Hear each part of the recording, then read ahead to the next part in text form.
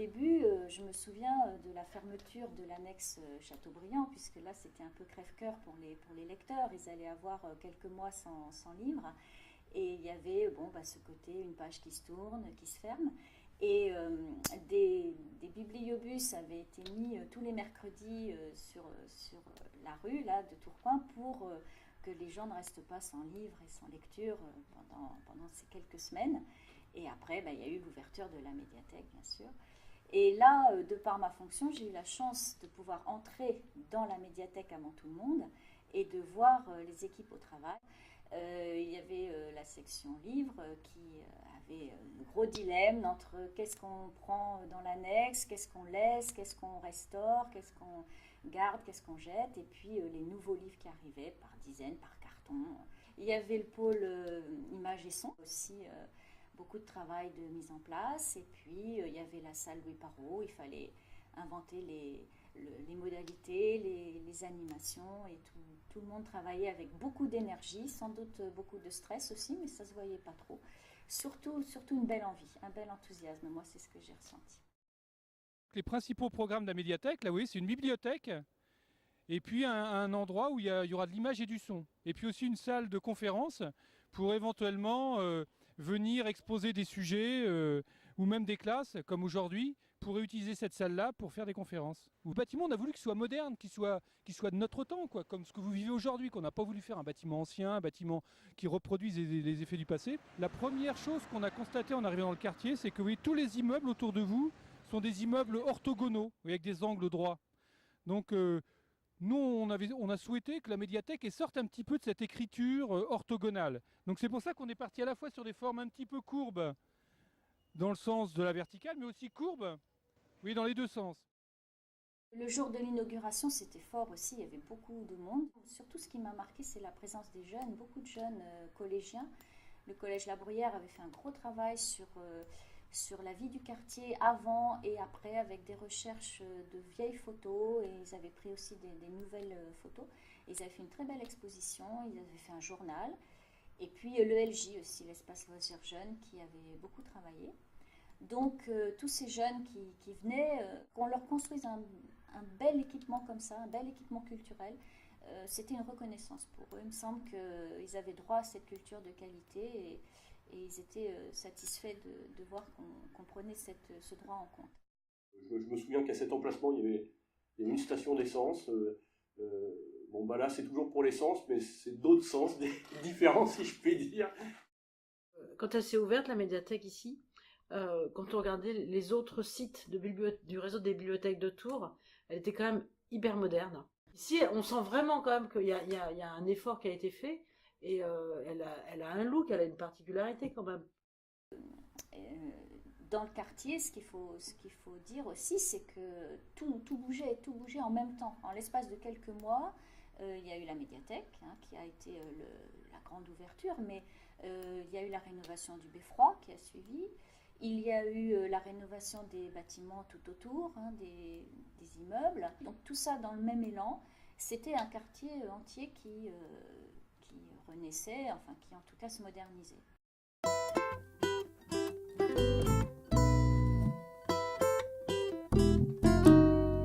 J'allais à Chateaubriand, à la petite bibliothèque, qui était vraiment toute petite et pas beaucoup de choses à emprunter, donc moins bien. Oui, c'était l'inauguration. Je suis venue à l'inauguration. Parce que j'étais contente qu'une médiathèque ouvre à Tournord, puisque j'habite Tournord. Et puis ça me tient, c'est un lieu culturel. Dans les tout premiers jours de l'inauguration, ça tombait bien, j'étais en retraite juste, et j'avais vraiment besoin de trouver des occupations nouvelles. Et donc je suis arrivé là par curiosité, et puis par intérêt, parce que en plus le lieu interpellait, le look extérieur est quand même sympa et je dirais soigné. Et puis derrière, ça répondait pour moi à une attente. Je dirais un peu comme Colombo, c'est ma femme peut-être. C'est ma femme qui m'a dit, tiens, une médiathèque s'ouvre près de chez nous et tout ça. Donc je me suis dit, c'est peut-être l'occasion d'aller voir quelque chose d'intéressant. Je venais à Chateaubriand, effectivement. Depuis 25 ans que j'habite Tournord. J'étais habitué, c'est là que j'allais déjà à l'époque lire la presse et tout ça. Donc j'ai continué tout simplement. Avant, j'allais à à la centrale. Et depuis que c'est ouvert ici, je viens pratiquement ici. Je n'ai pas connu Châteaubriand. Je devais avoir 3 ou 4 ans, quelque chose comme ça. Alors, je me souviens pas du moment où on a commencé à y aller parce que pour moi, ça a été tout le temps, quoi.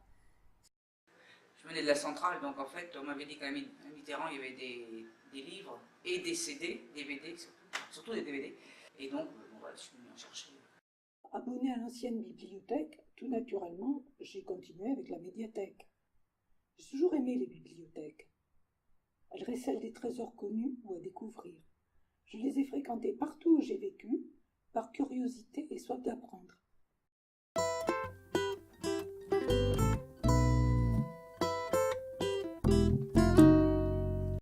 On voit du monde. Moi, je suis à la retraite depuis 2005. La bibliothèque était ma béquille. Mes emprunts principaux, c'est surtout les hebdomadaires. Et je reste en principe 1h30. En gros, 1h30. Vraiment, j'aime bien les petits fauteuils, les petits salons, là. J'aime bien les... En plus de ça, il y a de la musique. J'aime bien. Puis elle est bien, cette médiathèque. Elle est lumineuse, Ah ouais. Les gens Elle est sont à spacieuse, l'écoute. T'as des gens qui peuvent... Il y a des gens là-bas, et quand on ne sait pas trop quoi choisir, ou dans les DVD, Oui. ils te Ils viennent nous aider, quoi. disent, tiens, il y a ça qui est arrivé, il y a ça qui est bien. C'est important, quoi. Très spacieuse, tout. Ouais. Bah, elle est très belle, très belle. Oui, c'est... Et accessible à tous. Oui. Même pour les handicapés, je crois. Accessible Voilà. à tous. Donc, c'est bien. Et bien placée. Elle est Dans- belle en dans plus. le elle est- centre. Voilà, elle dans, est bi- dans le C'est centre. ce que je dis. Elle À est l'arrêt visible, en du fait. tram, à côté du laboratoire, à côté du panorama. Et à côté du beffroi. J'ai découvert qu'il y avait des films américains, des vieux films américains, des chefs-d'œuvre que l'on n'avait pas vus, même de films d'autres pays, coréens, japonais, autres, mais pas seulement, aussi au point de vue lecture, que ce soit des essais, des bandes dessinées, des choses comme ça, que je n'avais pas lues, que je me suis remis à relire, ainsi que pour la musique. Il y a du basique, du pointu, il y a un peu de tout, donc c'est assez bien vu, je trouve. La découverte. Pouvoir emprunter des choses que je n'achèterais pas et pouvoir me dire, ah ben, c'est bien, ou ça, c'est pas bien, tant pis. Enfin, j'ai le droit de me tromper. Ça me coûte rien. C'est très important. Et j'apprécie le conseil du personnel dans tous mes choix. Alors bon, je suis très musique, donc pas exclusivement, mais presque musique. J'y viens à pied de préférence. Ça fait une pause. Mon épouse aussi, elle est moins fan de musique que moi, mais elle m'accompagne. Et on vient là, c'est un but au fond de sortie. Et puis moi j'aime bien l'espace enfant, que je trouve, non, mais je trouve très agréable et effectivement dans cet endroit-là on peut passer des heures avec mes enfants, on peut passer des heures à lire, à choisir, à s'installer par terre sur des petits coussins. Je me sens toujours très bien à la médiathèque, grâce à l'amabilité et la disponibilité du personnel, sa connaissance du patrimoine qu'il gère, sa capacité à conseiller et le vaste choix proposé. C'est un endroit où on vient très souvent. C'est un peu comme l'extension de mon salon, quoi. Parce qu'il m'arrive de venir jusqu'à 3 fois par semaine. Donc du coup, comme je lis assez vite, j'ai besoin de renouveler mes livres que j'emprunte assez souvent. Donc oui, je me sens chez moi. J'ai plaisir à dire que c'est ma deuxième maison, des fois. C'est vrai. Quand on cherche, on peut souvent venir ici.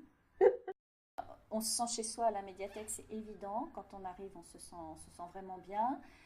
On n'est pas importuné parce qu'on ne nous demande pas ce qu'on vient faire. On a le droit d'aller en bas, en haut, à droite, à gauche.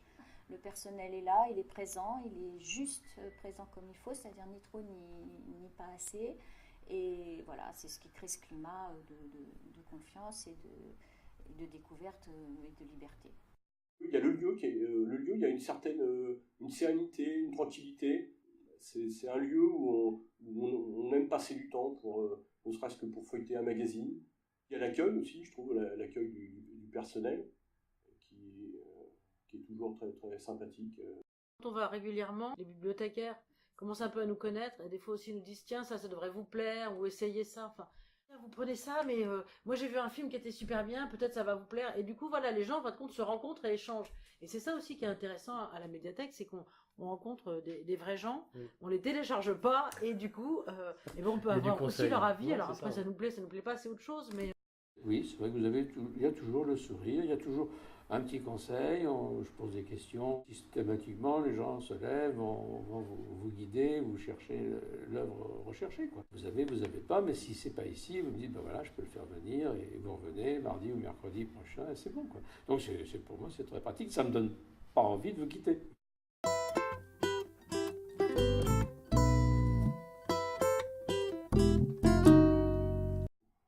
Pour moi, même si on est à l'époque, pour certaines choses, du sans contact, rien ne remplace le contact avec les personnes. On est guidé et aiguillé, mais par des vraies personnes qui ont des goûts différents, tout ça. Donc ça me semble, c'est complémentaire. Enfin, c'est pour ça aussi que je me déplace.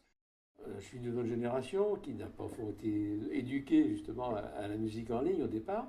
Donc effectivement, moi j'ai toujours le toucher, le contact avec un disque, avec un CD, avec derrière aussi une lecture pratique que l'on peut reprendre et autres. Donc j'ai encore des lecteurs de CD et de DVD. Je n'arrive pas à lire sur un écran où la concentration n'est pas du tout la même. J'aime le livre, pareil, j'aime le toucher, j'aime la relation au livre. Et quand je suis dans ces papiers, je rentre dans le livre, je rentre dans l'histoire, beaucoup plus qu'avec un écran où je vais peut-être un peu m'éparpiller dans l'environnement où je suis. C'est plus agréable de venir emprunter le livre à la bibliothèque plutôt que de rester chez moi pour lire les livres. J'aime pas lire autre chose qu'avec le papier, le mode papier. J'aime beaucoup l'odeur des livres, j'aime beaucoup feuilleter. Les films, je ne regarde pas sur Internet. Non. Je préfère emprunter ou aller au cinéma. Et puis parler avec la personne qui prête le DVD, qui m'explique. J'aime bien les rituels que le livre ou que le DVD propose, c'est-à-dire que voilà, le livre on le prend, on lui met un marque-page, on le referme, on le met à un endroit dans la maison.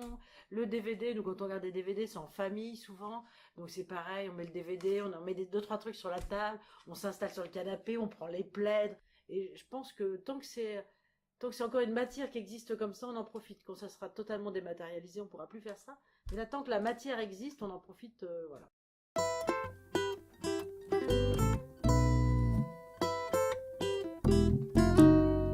Mon meilleur souvenir, c'est quand j'étais venue voir Pedro Kouyaté. Il était venu présenter la musique africaine, ses instruments, le ngoni. Et puis, j'aime bien la musique africaine. Puis il était assez sympa, mais il était ouvert avec tout le monde. Et la salle était pleine, ça faisait plaisir. J'étais en train de lire une histoire à un gamin, et d'un seul coup, et le gamin il m'a regardé, il fait Madame, c'est quoi la suite de l'histoire? Je dormais dans le pouf, j'étais à la médiathèque, c'était pour faire ma sieste. Alors là, j'ai eu honte de ma vie. Moi, ce qui a été marquant, c'est le premier sujet, c'était sur le blues de Benjamin. C'est la première fois qu'il faisait ça. Et moi, je trouve ça très bien. D'une part, pour l'usager, mais aussi pour vous, parce que c'est quand même plus intéressant de travailler en faisant des choses comme ça, quoi. Ça fait assez longtemps que je suis pas allée parce que maintenant je suis plus grande, mais je me souviens quand j'étais petite, on allait aux soirées pyjama où on lisait les livres. Et mon petit frère et ma petite soeur, ils y vont aussi, ils aiment beaucoup. Et moi je me souviens que j'aime bien parce qu'on était en pyjama dans la bibliothèque, ce qui est assez inhabituel. Et je me souviens que ça me plaisait bien. Avoir perdu un CD et avoir été formellement sûre et certaine que je ne l'avais pas chez moi, et on me l'a répété moult fois, si, il est chez vous, et plusieurs se sont dit, mais si, il est chez vous, non, c'est pas moi, je ne l'ai pas chez moi, et évidemment, il était chez moi, donc ça m'a fait beaucoup rire, parce qu'effectivement, j'étais persuadée, et tout le monde savait que, effectivement, ici, on perd beaucoup les CD chez soi. J'ai eu la chance de participer aux ateliers d'écriture. Quelle excellente idée que la création de cette activité.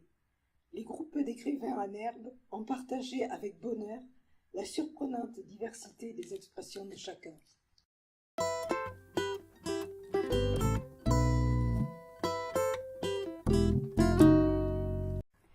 Alors pour l'avenir, je suis presque sûre que la médiathèque sera toujours là, qu'elle aura toujours son rôle dans le quartier.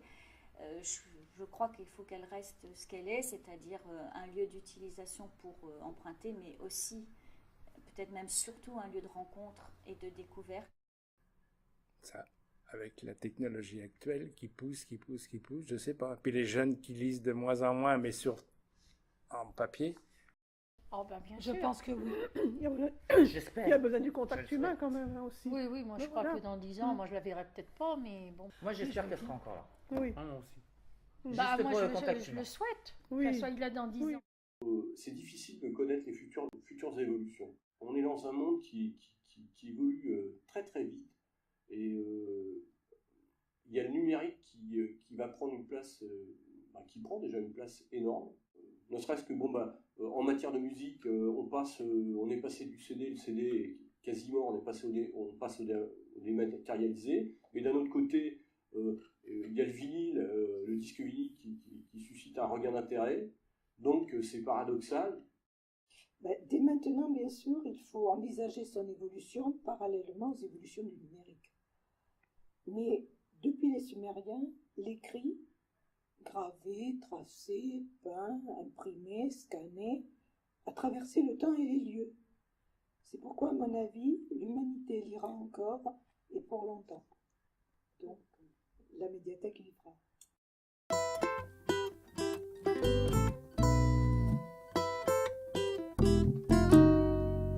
Si la médiathèque était un livre, pourquoi pas Balzac et la petite tailleuse chinoise de Dai Siji, parce que grâce au livre, dans cette histoire, eh bien, une petite montagnarde de la Chine profonde se libère de toutes ses angoisses, de ce qui l'oppresse, et le livre comme instrument de libération et le livre comme voyageur autour du monde, eh bien, c'est une belle idée.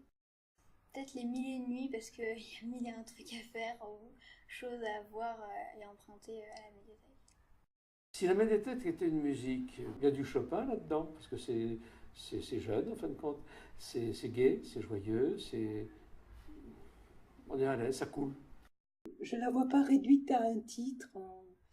La médiathèque, c'est très grand, c'est très vaste, il y a plein de possibilités, donc réduire juste à quelques mots, c'est difficile. Effectivement, un livre ou une musique qui propose de la diversité. Voilà, donc j'essaie de trouver en lien, mais là ça me vient pas. Mais ouais, une histoire de diversité, effectivement, aussi. Ouais.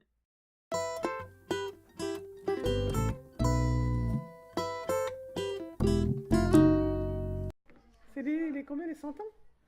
Le 100 Oh ans. non. Bon anniversaire! Oui, je vous souhaite un bon anniversaire et que ça dure. J'ai toujours envie de vous dire. Ah oui, alors bon anniversaire à la médiathèque, tout son personnel et longue vie à la médiathèque. Voilà. Bon anniversaire Bon à la anniversaire. médiathèque. Bon anniversaire. Alors, joyeux anniversaire. Oui, bon anniversaire. Bon anniversaire. Bon anniversaire à tout le monde. Au plaisir de revenir. Bon anniversaire. Tenir un livre qui vous absorbe, le lire, le relire, est un bonheur, un échange tant physique que mental. C'est une échappée, une porte grande ouverte pour élargir le quotidien. Très bon anniversaire à la médiathèque et longue vie à la médiathèque.